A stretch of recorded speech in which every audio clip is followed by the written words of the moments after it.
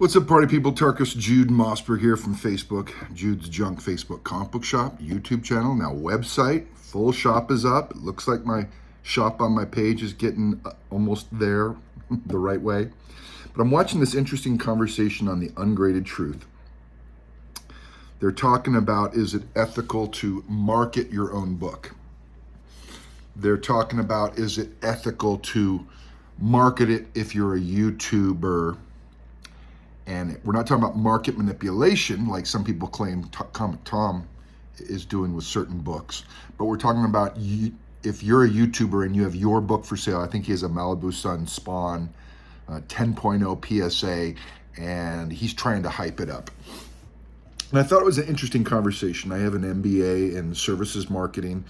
I've been having my own business for about 25 years. And I think it's a fun conversation to have because I see a lot of people selling their books on Facebook, and the words that they use can actually turn someone away. This is art. This is collectibles. And this is not a commodity. A lot of people look at comic books like a commodity. Okay, let's look at an ASM 300 8.5. Middle of the road book. Great book. A lot of people would love to have it. Thousands of them are out there. Raw, graded, doesn't matter because 8.5 is not that hard to get in a raw. Do you need to hype up that book? That's a commodity. You can get that anytime, anywhere. Now, once you start getting it signed, or whether it's a newsstand or those things, it makes it more rare. But if you're looking at a book with thousands of copies available in an 8.5 graded, it's more like a commodity. It's just whoever has it cheapest, I'm going to buy it from them. But if you're looking at like some of these big books, I sell big books. I sell books over 5,000, 10,000, sometimes 20,000. I've worked with buyers who want these books. I'm a buyer sometimes of big books. I don't want anybody selling me on it. If I'm going to go in and get a really nice car, I don't want anybody selling me on it. I want you to shut up. Let me look at the car. Let me have my imagination flow. Let me think about the nostalgia, the feelings that this car is giving me. I don't want him in the driver's seat while I'm doing a test drive, talking, distracting me from things I might be wanting to focus on. I don't want any of that. I think a lot of people who buy and sell cheap books, $5 books, $10 books, they think like a Walmart buyer thinks, I need the cheapest. But if they're selling bigger books, you can't have that same marketing approach. You're looking at the art world. Think of a art store, whatever you call those, where people display their art in New York City. You have a big canvas up, and it's supposed to invoke a feeling. And you walk in there and it's a banana tied onto a wall with duct tape, right? And they're asking $5 million. Okay. You and I'd be like, that's stupid. Someone pays for it. Someone bought that invisible art. Now that's more of a cash, hide your money from taxes thing. I'm sure you're not paying $5 million for an invisible piece of artwork unless there's some shenanigans going on. But trying to hype up your own book. And so they're making the argument that, yeah, you can hype up your own book for sale, even if you're a YouTube video. You can do that, but I think it hurts you. I think it hurts you when you have a very unique book, when you have a very beautiful, unique book. I sell a lot of beautiful, unique books. One of one, one of five, old books, Silver Age 9.8, signed by dead artists, very rare newsstand Canadians. That's what I like, very rare books. My client base are usually professionals. They're usually busy, and they usually don't want me to do the hard, fast sale. So if I'm trying to fill out a Facebook Marketplace ad, let's say, there's a difference between stating features and hyping up a book. Stating features is, okay, this is one of 3 on the census. GPA said there's only been 3 sold. Those are just facts. Sure, you can interpret facts different any way you want, but those are just facts. Many times the buyer wants to be left alone to interpret those facts on his own. Once I get into the interpreting the data, trying to hype it up, that's when it becomes silly. I put a lot of that stuff on my marketplace ads, There's only 47 yellow signed labels in the world, and of those, only 35 are signed by Todd alone that are white pages, because now you can get that level of detail. And people will say, well, there's a million of those books in the world. Yeah, but I don't care about a million of the books. I care about the 9/8 graded. That's what we're talking about. So that's not hyping it up when you point out facts. When you interpret the facts differently, that could be a way of hyping it up. And if you want to do that, great.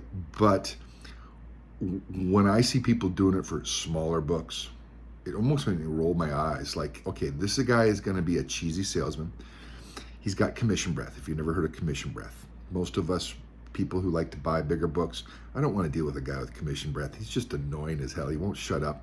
He's constantly trying to push you into buying the book. Hey, you want to buy some more books? You bought that book. Here's 1,500 more pictures of other books similar to that are all raw and not even near the grade you wanted. But let me fill up your DMs with all this other junk to see if you can add some more books onto the order. I don't like that at all. I sometimes make notes. Just don't deal with that guy. I don't want to waste my time. When someone hits my inbox with 10 other books similar to the book I just bought because he's trying to upsell me, it's annoying because I don't want to say no thank you. I don't want to say blah blah blah. I just want to ignore him, but then he might get annoyed, and then I got to worry about annoying the buyer, which we all have to worry about, which is really silly, but that's part of the industry, I guess. You don't worry about annoying the seller when you go into Circle K or a store, but comic book collectors get very defensive. So much so that I have buyers apologizing to me if they want to make an offer. Of course you can make an offer. If I didn't want offers, I'd say hard price. And I always usually give away to discount by paying cash. Anyways,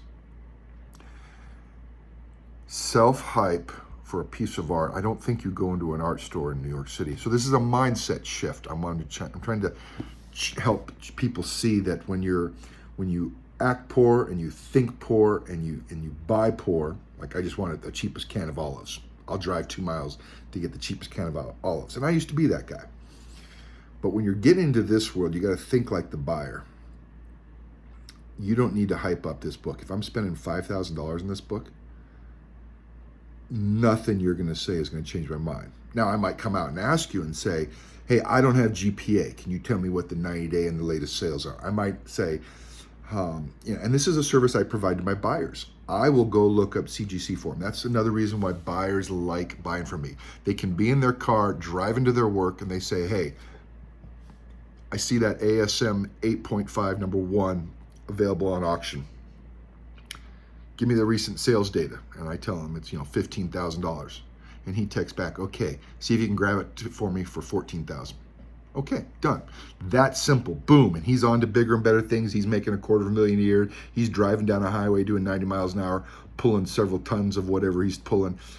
He doesn't have time to chit chat and deal with someone trying to mark him up. He knows what he wants. And if he is not emotionally tied to a book, like I saw a gorgeous, I think it was 4th appearance of Punisher, number 1, giant size Spider-Man number 4, signed by Jerry Conway and Roy Thomas, 9.8. I think the last sale Blue Label was $6,700. And I have a feeling this might go for less than that. And this has double signatures. And I was like, he wanted giant size Spider-Man number 1, Blue Label.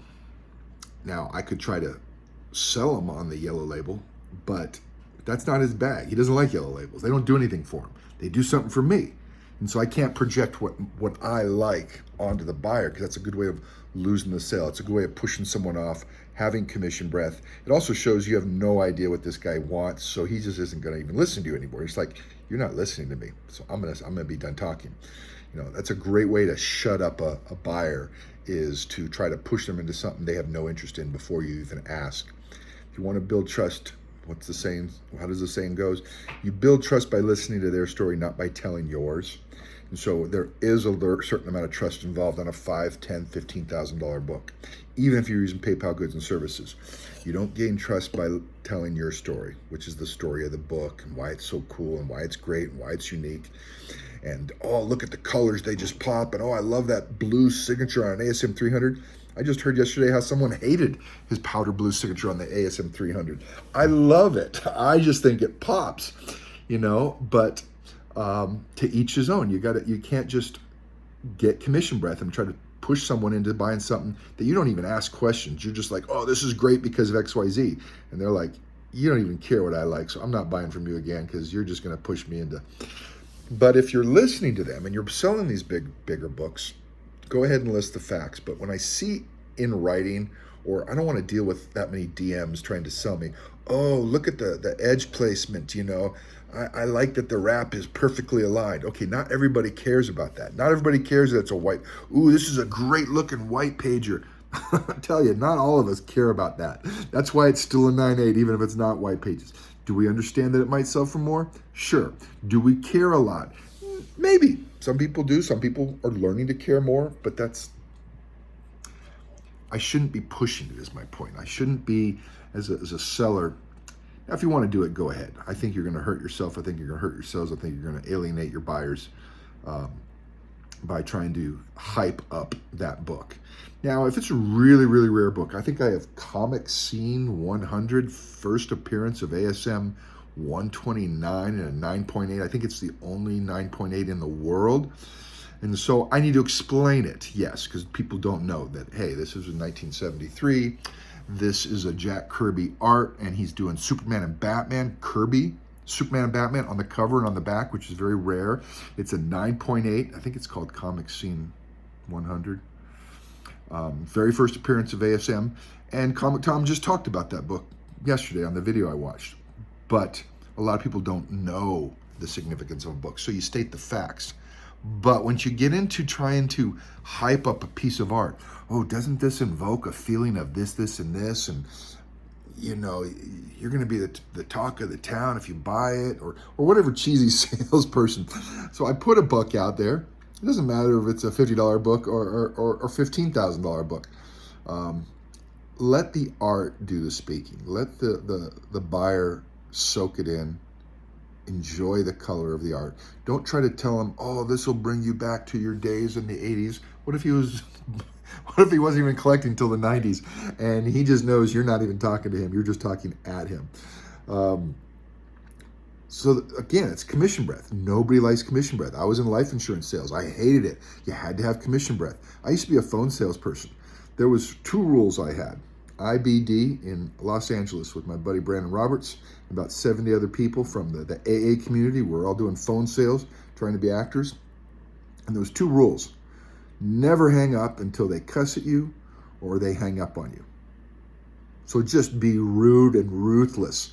I used to have kids go into the shower and knock on the shower door and get their mom out of the shower to talk to her on the phone to try to sell her a subscription to a newspaper. I had one kid run out to his dad on the farm that was in the tractor and give the phone to him and grab his credit card to renew a newspaper subscription. So there's relentless sales tactics. So I know about pressure, high pressure sales. I know about commission breath. That's a world, and if you do it, you learn to do it because you have to. But art provides a feeling. There's a feeling of nostalgia, and if you're not quiet, you don't let the art do the talking for you. You don't know what's going on in that buyer's mind. Do they need more picks? Maybe. I got a buyer in the UK. He is very particular about his 9/8. He wants them white. He wants to look at the edges. He doesn't want to wrap. And he's very picky, and I think that bothers a lot of people. But he's very picky, and he's buying big books, and so I jump through hoops for him because that's what he likes. I'm happy to do it. And when he asks me for a book, I already know what he wants. He wants the edges lined up really well. He wants the colors to be vivid. He wants no signs of ticks, even if it's a 9/8. He doesn't want to see that. So that's him. And so as a seller, I know what his tastes are, and he knows that I know, so he can keep coming back to me because he doesn't have to keep asking the same questions over again. He doesn't have to worry about me getting mad because he's asking too many questions. So you don't gain trust by telling your story. You gain trust by listening to theirs. And these high-end special books are not commodities. I always talk about that. So anyways, this is kind of a marketing 101 type video for those selling. And anyways, happy hunting, guys. Let your books do the talking. Take care.